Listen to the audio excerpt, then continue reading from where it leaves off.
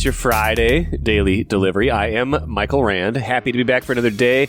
Hope everybody is having a great day out there today.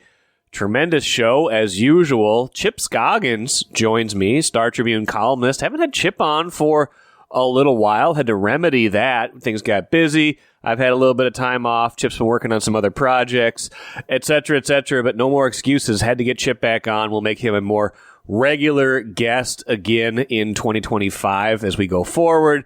Chip and I will talk Vikings. We will talk Twins. We will talk Timberwolves. Lots of good stuff from him. So stick around for that here in just a little bit. Got a listener question at the end of the show and a listener question in a little bit covering topics of the Timberwolves and the Vikings. First, though, what I miss? Wild lose 4-0. Everybody was waiting for the Wild to get healthy. They've been withstanding all these injuries and doing a nice job of it, I might say. Kaprizov was out for quite some time, about a month, right? Missed like 12, 13 games, something like that. The defense had been really limited. For a while, you were missing Brodeen, Faber, and Spurgeon. Faber came back a little while ago. And then last night against Utah, you get the big ones back. You get Kaprizov back, and you get Spurgeon back. And everyone's like, all right, let's go. Wild, back as close to full strength as they've been in a long time. Here's where they get healthy. Here's where they try to make a run, go forward, kind of solidify their spot in the West. What happens? 4-0 loss at home to the Utah Hockey Club. I love, by the way, when you see just like a box score and it just says Hockey Club beat Wild because they don't put the Utah in there. Hockey Club beat Wild 4-0. I feel like this happens sometimes when teams have been like compensating and kind of overachieving for the loss of key players. And then finally, those guys come back and, the chemistry is affected. Maybe those guys are a little bit rusty and you've kind of expended all this energy to come back and be this team that you overachieve during this long stretch. And the next thing you know, you get these guys back. Maybe you take a breath that you haven't taken for a while, and then you lose. Maybe that's what happened last night. I'm giving them the benefit of the doubt, but that was a rough one to watch. It was a tough result for them to take. All these games matter a lot now in the West. The West is going to be difficult. There's a lot of good teams. Their division is good. And the Wild goal differential for the season now sitting at just +2. They have really overachieved in that regard to be 28, 16, and 4. I like to call that 28 and 20 because the 4 are overtime shootout losses. If you put the wins in overtime and shootout into the regular win column, you got to put the losses in the regular loss column. That's the way I've been operating for many years now. But 28 and 20 still suggests something more lopsided in the goal differential category, but it's telling you that they've lost a lot of games by 3, 4, 5 goals this season while winning a lot of games by 1 or 2 goals. And again, last night was no exception, losing 4-0 to Utah. You might as well lose big if you're going to lose. They all count the same, but it does sometimes predict a team that is overachieving, is playing above its level. And I think the Wild certainly were doing that at the start of the year where they were red hot. I think they were doing that to a degree while they were missing some of their better players. Now that they have those players back, now that they're going to be tested down the stretch here, being more healthy, but also when other teams are paying more attention, where it's getting to be all these games matter a lot more, I think we're going to see the true identity of this team emerge. I think this is still a good team.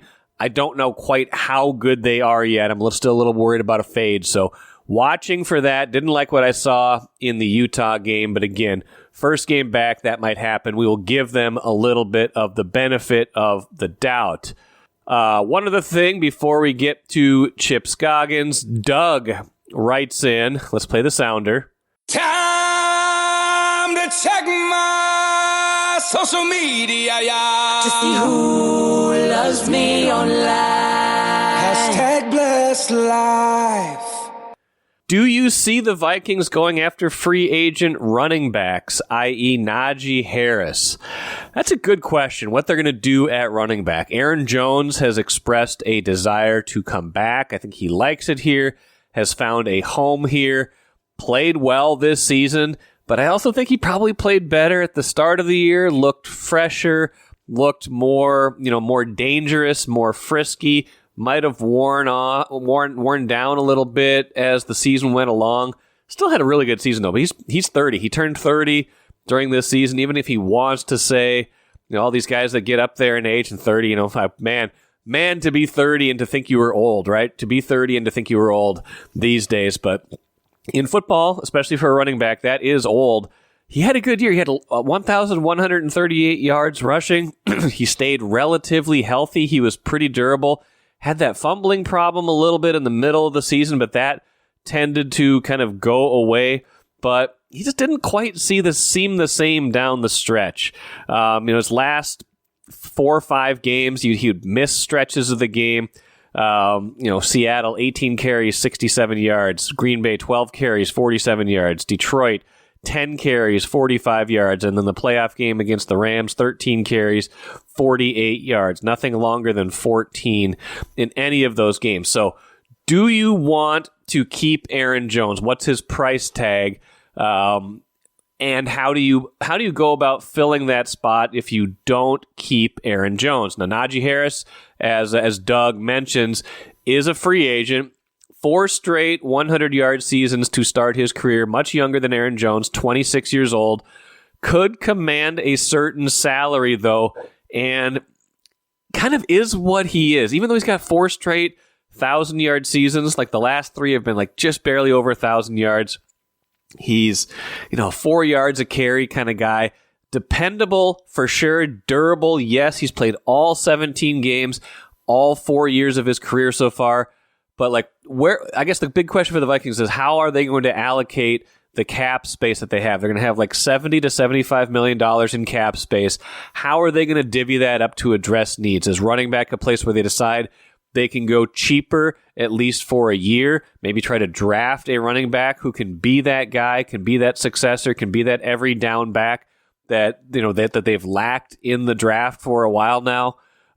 Or do they feel like that's such an important position, especially if they're going to hand things over to J.J. McCarthy, as we presume they might?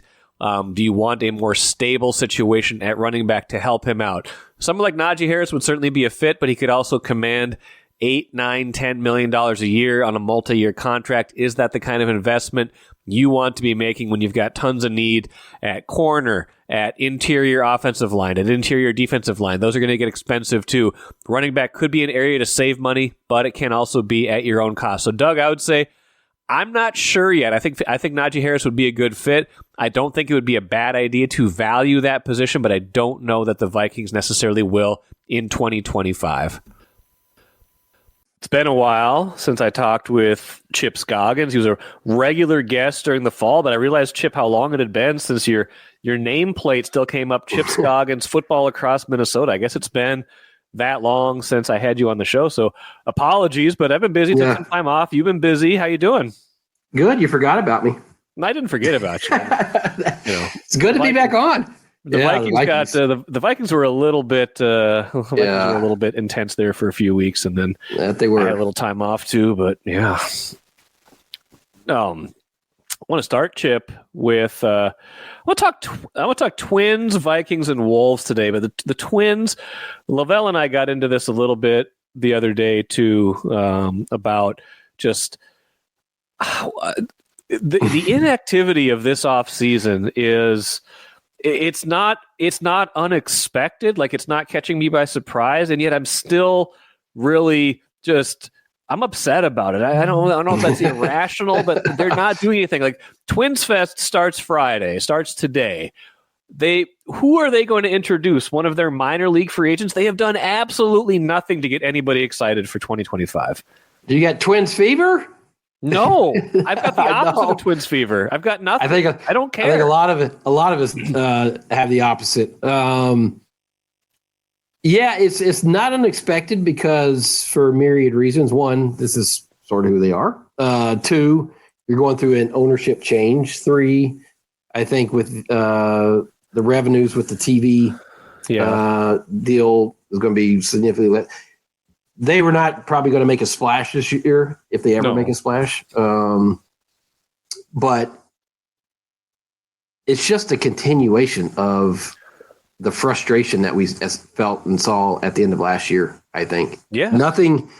There was nothing about this offseason unless you count the ownership. I guess that probably enthused fans probably, but it is in terms of it's going to happen with that for a while. And in terms of improving the on-field product, how can you say they did that? They didn't. They haven't done anything. They've literally done nothing. They've done absolutely nothing except let a couple of okay players leave. Max Kepler's gone. Carlos Santana's gone. The Kepler thing, it's time to move on. No, that's fine. I'm not saying they should have But you didn't do anything you haven't done anything. All you've done is subtract. You subtracted, yeah. And I'm curious to see. So we have the typical annual kickoff media luncheon on Friday. We're recording this Thursday, Twins Fest this weekend. I'm curious to see what their messaging is going to be. Yes. Because in years past, you've had, hey, we signed Carlos Correa. Correa, yeah. Yeah. We're coming off a playoff win last year. They had playoff something win to build on. Yeah. And, they made the PR blunder of all blunders last year right off the, out the gate of spring training when they announced that they weren't had no interest in going after high-priced free agents and that they were slashing the payroll. So right sizing. I have no idea what their messaging is going to be. Like, what can they say at this point that's going to fire up their fan base coming off a dreadful collapse at the end of last season? Royce Lewis is healthy? I don't know. I mean, Carlos Correa's foot feels better. I don't know what the messaging is going to be here. It's hard to, if you're a fan, you want to feel like your team is trying to improve the product. Yes. Yes, you do. And sometimes it's, sometimes they're just splashes that don't really improve them, but at least you feel like you're trying. How can you say that about this organization right now? People here would even accept like a mid-level trade or like a modestly priced major league free agent who you could say, okay, that guy might help at first base. That guy might help at the corner outfield position. And, listen, it's late January. Obviously, there is more offseason left. They've historically done more towards the end of the offseason. But if you look at their payroll, if they are intending on keeping it where it was last year, there's not much they can or will do if they are intent on having a $130 million payroll. And I think that's been their message from the get-go. It's like, it's not going to go backwards, but it's not going to go forwards either. It's going to be similar to what they saw last year. So that if you're saying that, then you're pretty much resigned to the fact that you're not going to do anything significant to help the team. And so you better hope guys have bounced back in career years to make this team competitive. It's interesting because, they decided to run it back with Baldelli. They made some, adjustments to his coaching staff. Right. But I think they're going to start the season. Typically, every season, whatever, you start with at least some optimism. It's new, it's fresh. They're going to be starting from a point of frustration. Oh, for sure. With their fan base. And so if they don't get up to a good start, this is going to be a long slog through the summer, I guess we shouldn't be surprised given all the different things in play now with the ownership and Lavelle, I think, reported last week that there's a little movement on that, but that takes time before you're really going to see a group come in and say, this is what we're doing. Right. So it's basically with some minor subtraction Kepler, it's basically the same team you're going to see last year and just banking on that these guys are going to be better. I don't know. Yeah, I don't know.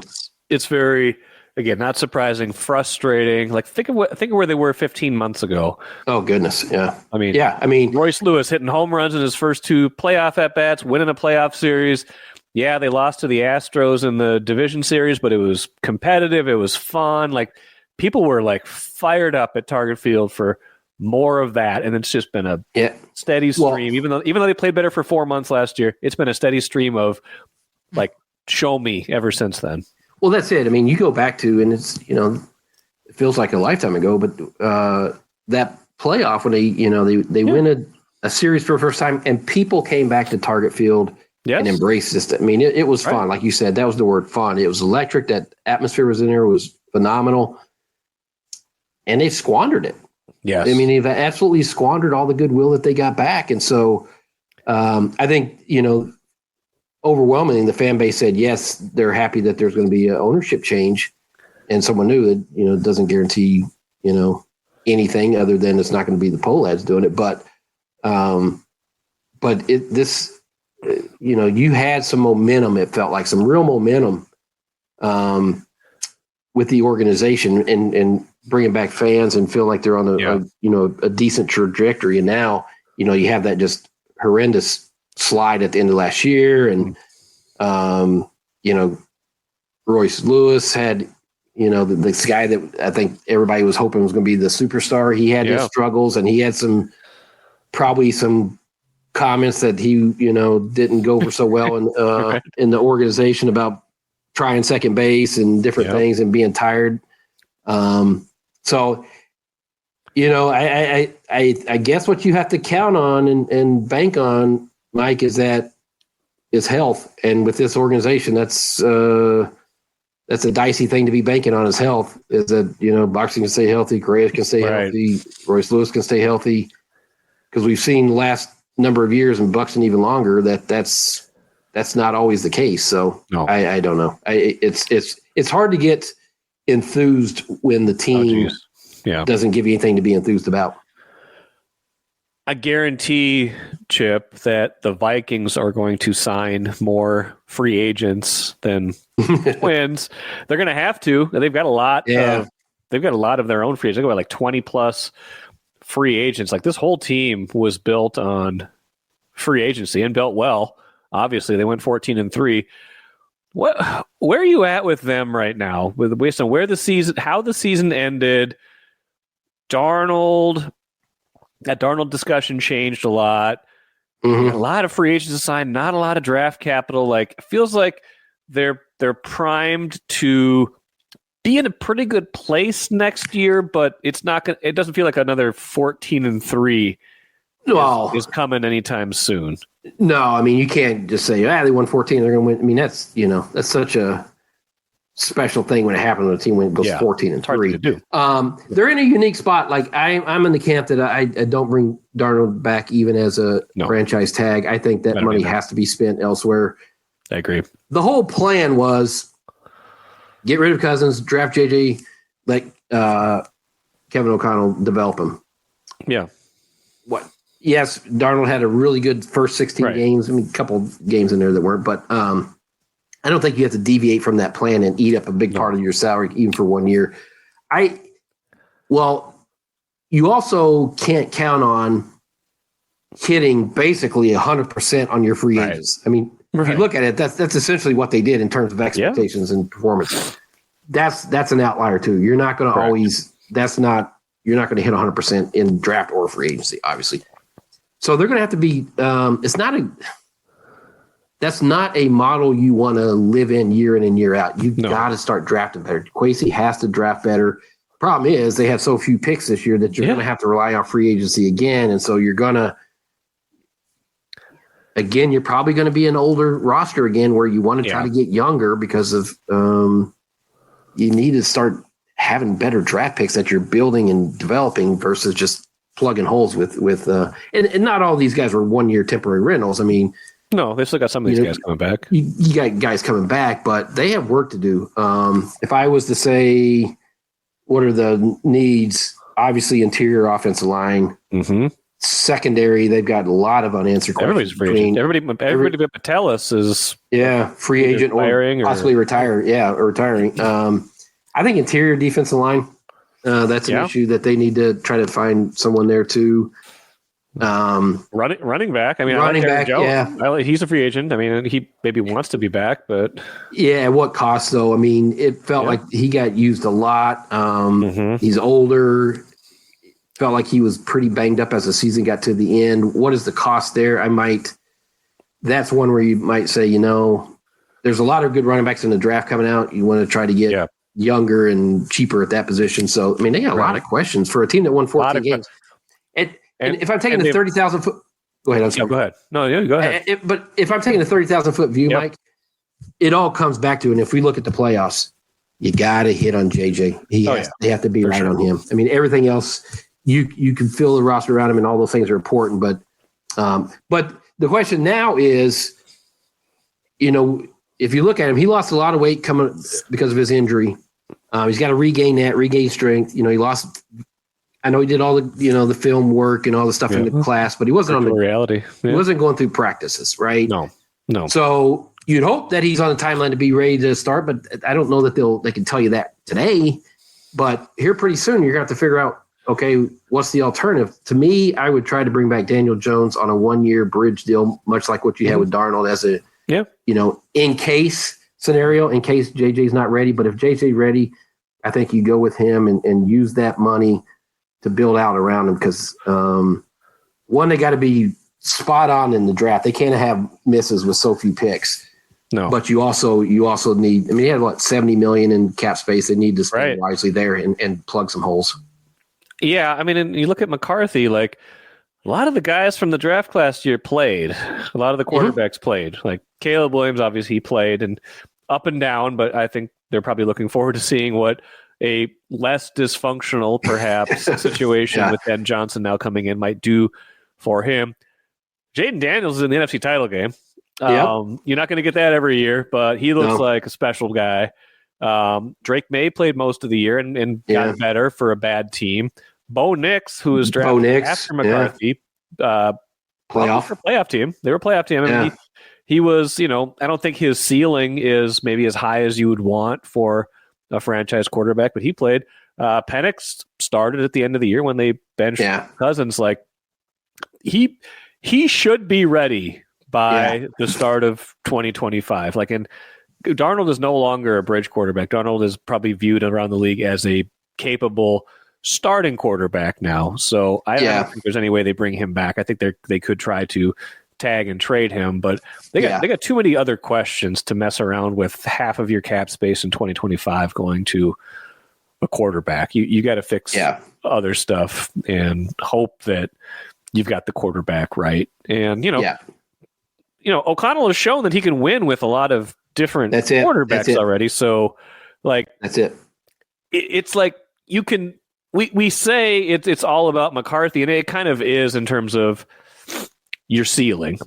They could probably make the playoffs with 5 different quarterbacks next year, right? They could find guys that had a good year like Sam Darnold did. But if you want to go above and beyond that and have a ceiling higher than divisional round at the best, which it's probably where they realistically were this year when you see who was left at the end. McCarthy's got to become that guy, or at least be good enough while he's cheap enough that everything else around him is that good. That's the whole vision. Last year was a page turner. You're moving on from Cousins, you're drafting this guy that you believe in. That is gold currency in the NFL when you can find a quarterback that can lead you to the playoffs and beyond. So you can spend all that money elsewhere that you don't have to type in the quarterback. So conceivably, this is the vision. And, O'Connell, the quarterback whisperer, let him do his thing with let him whisper and let him whisper. When you look at Detroit and Philadelphia and the way they built those things from the line out, both sides, that has to be the blueprint. And then obviously, the other thing is when Jefferson's big extension kicks in, he's going to be paid like a quarterback. And so you can't have 2 of them.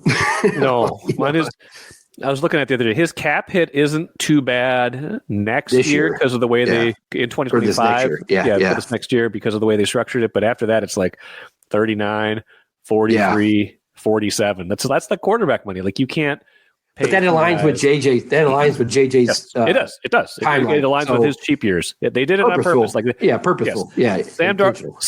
Sam Darnold, the idea was he was a bridge quarterback. He built you the most beautiful bridge. You don't need two bridges going across the same place. You don't need two bridges going across. All one bridge is fine. So I think that's where they got to go. But I think they will take a little bit of a step back in 2025 just because McCarthy's going to be in his first year, and they just don't have the draft capital to really build this out yet. They only have a first, 2 fifths, probably going to get a third for Cousins. Maybe they get something if they trade back and try to get a third. Trade back or tag and trade Darnold if that gives them something, but it's not going to be much. I mean, they used up all of that, last year to move up a couple times, right? Like to get Dallas Turner to do what they had to do to feel like they were getting difference makers. I don't think they regret that, but there is a payment to be made now. Well, and that's when you have so few picks, you got to be right on them. Yeah, like you can't have one or two that are misses. No. And with Quincy's track record, I mean, that's as great as he was with the free agent class this year. I mean, the draft class is just has not replenished that talent supply to where you're younger. I mean, this team got pretty old because of all the free agents they had to bring in to. Now, some of it was, I look at their secondary. Obviously, Mekhi Blackman, they have high hopes for. He tore his ACL, and then the tragedy with Kyrie Jackson. Right. That's obviously different stories. Yeah, those are different stories. But it was they were addressing an issue. Now you have to account for that. So 14 wins. You can sit there and say that's the bit. I mean, no team's going to sit there and say we're going to win 14 games every year. I mean, just that's right. But to me, I think the plan got a lot clearer those last two games in terms of Darnold and bringing him back. I mean, to me, and this is not, it already was, but when you see teams run up and down the field against the Detroit defense and score points and you look back and they had 9, it's like, okay. Yeah. It's kind of like the final thing. You know what your ceiling is, even if he helped you to a 14-win season. Last thing, Chip, Wolves. It's always a favorite subject of ours. Probably not much has changed about them really since the last time we talked about them. They're still kind of in this squishy place. I'm trying to decide if I like them now more than I did like 3 weeks ago. Like I feel like they're like a little bit better, but not enough better to make me think that they are going to like totally reverse course in the second half of the year and have the kind of second half that could get them into the top 6, top 4 kind of thing. Because it's within reach if they play how they hope they play at the start of the year. I just still don't see them at that level right now. Do you have this conversation with yourself like every 5 days? Like, yes, kind of. Okay, now it is. Now here it comes. Now and then it never. And they're just so inconsistent. And sometimes like 5 times in the course of a game, I'm like, oh yeah, there it is. I'm like, what are they doing? Yeah, I know. I don't know. Last night they played Dallas and Mike Conley looked like Mike Conley of old. And Jaden McDaniels had his best offensive career points in scoring, but he looked more engaged. Right. But if you're going to sit here and say, are they going to do? Is that the sign of something coming? Right. I don't know. We felt this before. I mean, McDaniels has been, his offense comes and goes and wanes, and Mike Conley obviously had a tough start to the season. Hopefully he's fine in the groove now, but they've just been so frustrating and inconsistent because there are times where you're like, okay, they figured it out. They've learned to play together. Right. They're playing hard. The body language looks good. The offense.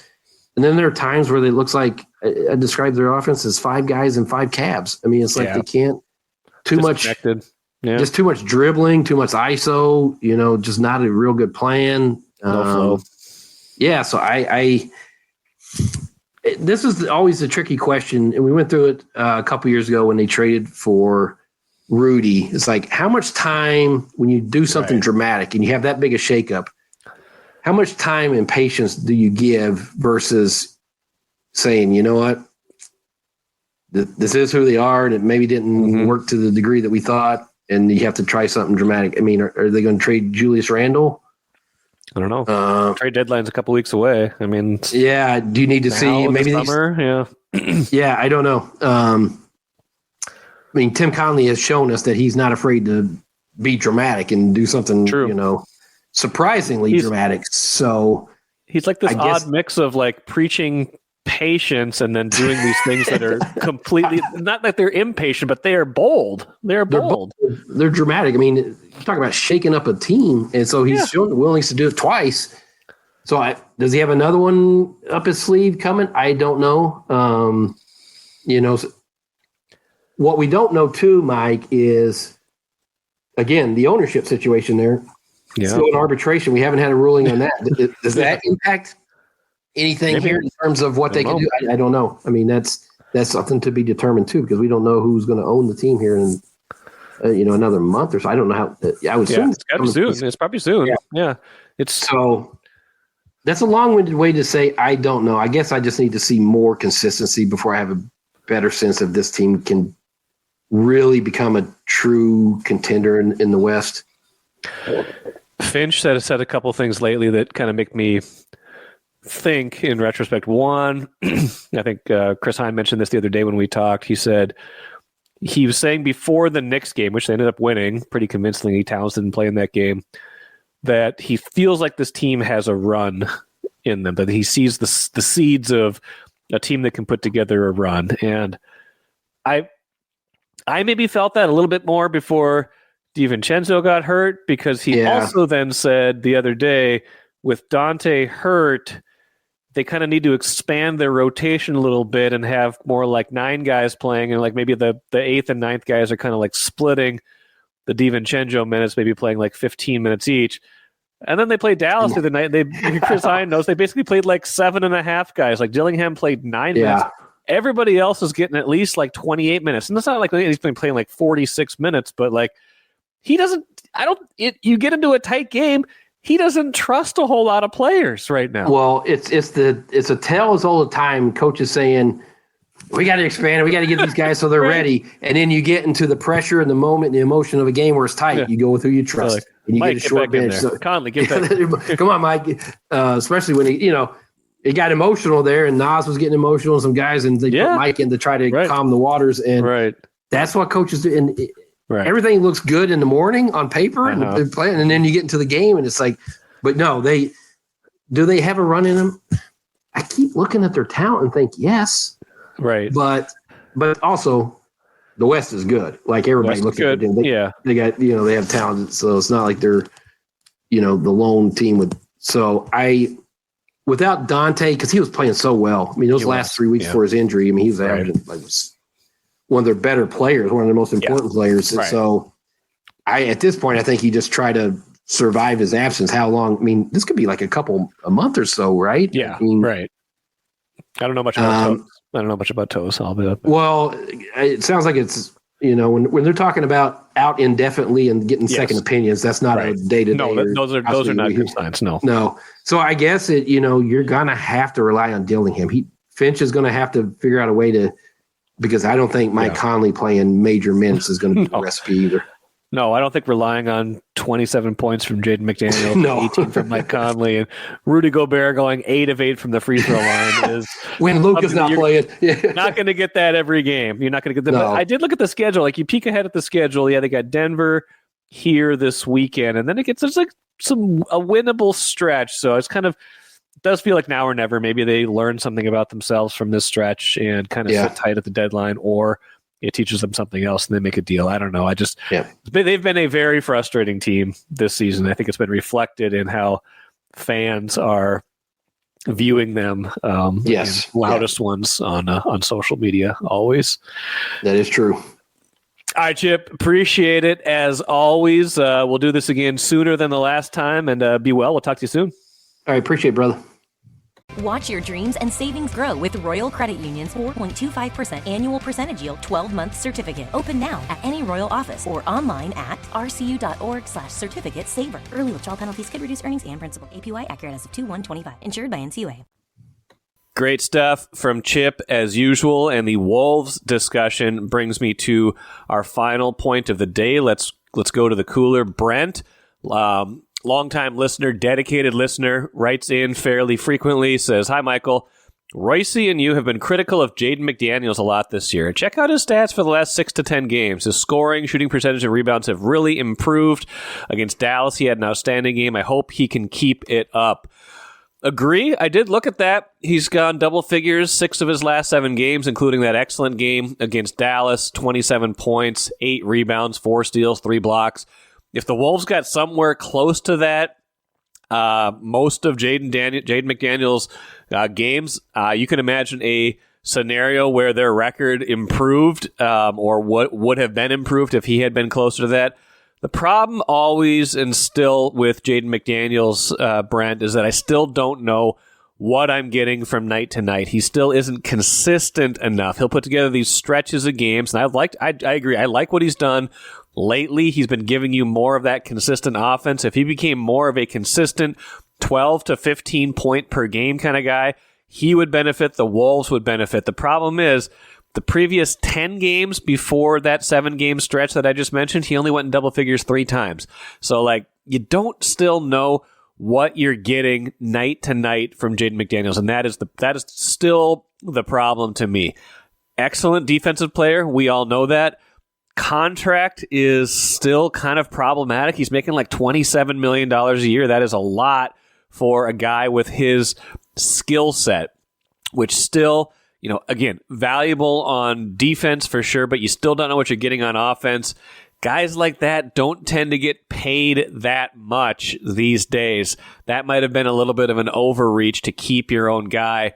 That kind of skill set maybe is more of a $15 million player, not a $27 million player. So I don't know. If we can see more of that, the Wolves would be all for it. The fan base would be all for it, I'm sure.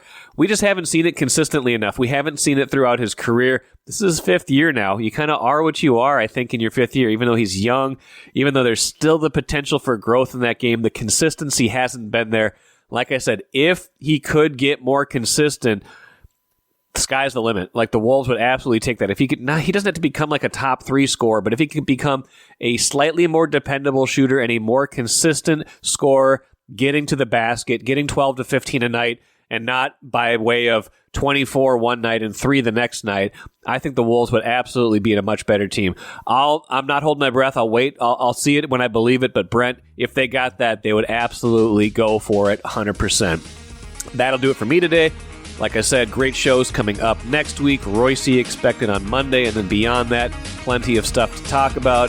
AFC, NFC title games this weekend. Enjoy the watching. Back at it again on Monday.